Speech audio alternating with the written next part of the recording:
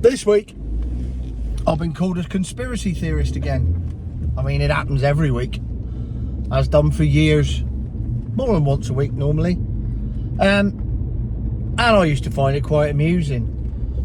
Now I find it even more amusing because half of the stuff that was a conspiracy theory 4 years ago is now reality. But it's still a theory. And you're just a conspiracy theorist. And there's not a secret cabal running the world. There is. BlackRock. Vanguard. Do your own work. Look it up. There's two companies that basically run the world. And the CEO of which met Keir Starmer in Downing Street last week with Bill Gates. It's just a conspiracy theory though. Why is Keir Starmer meeting the CEO of a company and Bill Gates? Why? You know, if you're not asking yourself the question, then you don't want to know the answer. So you're never ever going to convince these people because they don't want to see it. That's fine. I do see it. And one of the things that was a conspiracy theory 4 years ago was that the government would have access to your bank account and would eventually decide what you could and couldn't spend your money on. Like the Chinese social credit system. And that's the whole point of getting rid of cash and having a cashless society. No, it's nothing like that. As one of my mega critics says, anybody that advocates the use of cash is trying to avoid paying tax. Pay your taxes. Well, I'd pay me taxes if Bill Gates paid his. And if Amazon paid theirs and Google paid theirs. But they don't. And they're certainly not paying the 50% rate they should be paying if they were on PAYE. They're paying no more than 21%. So why do we, the working classes, have to pay every single penny of our taxes when the rich people don't? And they get richer and we get poorer because we're shoring up the lack of tax that the rich don't pay. And somehow it's our moral duty to do it, but not theirs. I've never understood that, and I never will understand it. But going back to the cashless society and the access to banks. The DWP, the Department of Work and Pensions, have announced this week that they will soon have the power to access anyone's bank account that's on benefits to combat benefit fraud. Which, on the face of it, yeah, you know, if you're claiming 40 grand a year and you're working on the side and you're having a lovely time, or you're one of these Eastern European gangs that have got 3,000 dead people that they're claiming benefits for and making £1 million a week doing it, ideal. Yeah, absolutely. Stamp that out. Why not? But that's not what this is all about at all. And it never was what this is all about. That's just a pretense for doing it. Because once they have access to your bank account, they can then freeze that bank account and they can stop you spending your money. And as I learned only a couple of weeks ago, when they freeze your money, they'll give it back to you when they feel like it, not when you demand it. So all of a sudden, you're on benefits. Let's say you're just an average person. You're doing nothing wrong, but something flags up on the system, which is powered by AI. Almost guaranteed to be powered by AI, isn't it? And something flags up on the system and they go, oh, red flag on Mr. Jones's bank account. He's a single dad of 2. He's claiming housing benefit. He's got tax credits and he's got this and that benefit. There's something going on here. Bang, freeze his account. He now can't afford to buy the kids food. They don't care about that because they're investigating fraud, and that's more important. And that's how it happens. That's how it's happening now, before they get these powers. So you think, well, yeah, but it's fair enough if there's a fraud and, you know, blah, blah, blah, blah. Yeah, but you can't suspend somebody's life while you investigate it. You have to investigate it and then sort it out. You can't do it that way round. That's number one. Number two, once they have access to your bank account, they will start looking at what you're spending it on. And this is the crux of the matter. And they've already said that they're going to do this.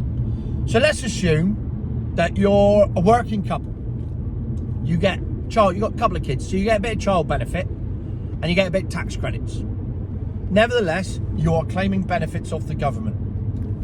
So you've been out, you've both worked your 40 hours a week, you've earned your 50 grand between you, whatever it is, and you get a little bit of tax credits and you get your child benefit for your 2 kids because they're both at school. And you're flagged up in a fraud case. And the DWP have said that they will do this. When they look at your bank account, they will look at what you spend your money on. And if you've been on holiday, they'll investigate it. And they'll take that money back off you out of your, not out your benefits, straight out your bank account.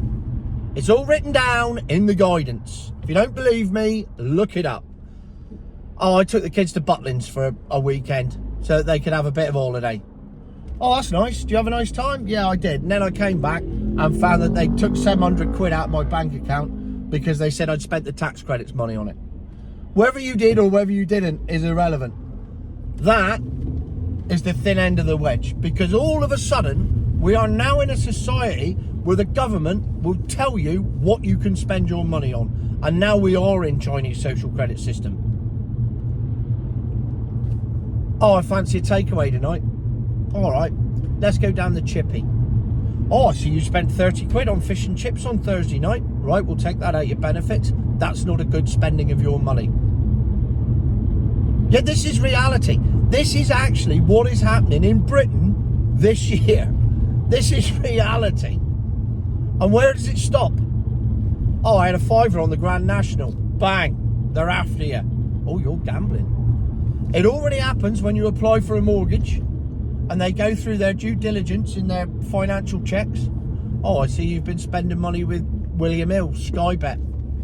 Oh, I see you've been to the pub. Oh, there's a direct debit, oh not direct debit, there's a debit card payment for Wetherspoons here for £26. Oh, so you're a drinker and you're a gambler. You're not a safe bet, we won't be giving you a mortgage. The banks are deciding how you can live your life. Just contemplate it and see where it goes. And if you're telling me that there's a single person out there that doesn't buy something that the government won't approve of, we're all liable. And we're all walking straight into a situation where all our money is in a bank account. It goes in and out the bank account. All your benefits are paid into a bank account now. There's no gyro checks anymore. And the government can come along and go, oh no, you're not having that. Oh no. Oh, you went McDonald's? No, I don't think so. Oh, you bought a new telly? Oh, you can't have a new telly. You need to make do with the old telly, because we, the government, are telling you you can't have a new telly because we're giving you the money and we're going to tell you what you spend it on. And that is Britain 2024. That's not a conspiracy theory. That's actual fact. That is happening right now. I mean, it was a conspiracy in 2020 when me and a lot of other people like it said this is what's coming and this is why they're trying to get rid of cash and this is why they want a digital society. When we said it 4 years ago, we were conspiracy theorists. Well, conspiracy theory is now conspiracy fact. But to the great masses, and particularly my main critics, who are basically ostriches with their head in the sand, they'll go, oh no, oh yes, but if you do nothing wrong, you have nothing to worry about. Which is one of the worst things you could ever say. If you do nothing wrong, you have nothing to worry about. Everybody's got something to worry about, because everybody will do something wrong at some point in the government's eyes, because they will start changing the rules as they see fit. For example, petrol. Oh no, we need to stop you driving your petrol cars. Easiest way to do that? Oh well, if you got an EV, you're all right. You can top up your electric, that's fine. But you can't go putting petrol in your car because that's going to kill the planet. So on, so forth, until they have total, utter control over every aspect of your life. Exactly like I said 4 years ago when it was a conspiracy theory. Now it's a fact. I'm still a conspiracy theorist according to the people that call me that, or I'm telling the truth according to the other people. Makes no difference to me. I know what I know and I'm happy with it. Future my arse.